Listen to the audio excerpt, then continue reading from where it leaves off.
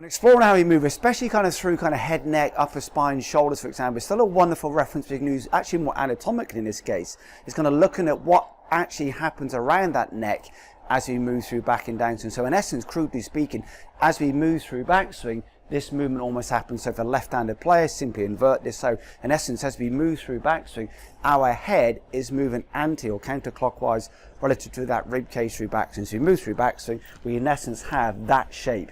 Our head is looking over, crudely speaking, that kind of lead shoulder. Then very much in that downswing phase, the rib cage then starts to move away from the neck and head, regardless, say for example, like a Henrik Stenson and Aaron Sorensen, very active and allowing their eyes to rotate through impact. The rib cage is still rotating, loosely speaking, away from or looking over our right shoulder or trail shoulder in downswing.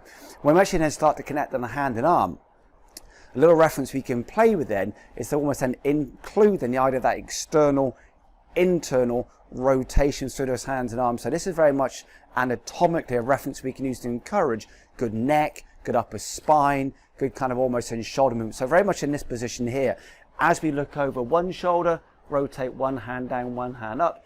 As we look over the opposing shoulder, then rotate one hand up, one hand down. So it's the opposing up, down, rotate, rotate, internal, external rotation through those shoulders and head as you move. So a wonderful way of exploring head and neck, upper spine, connected with shoulder rotation.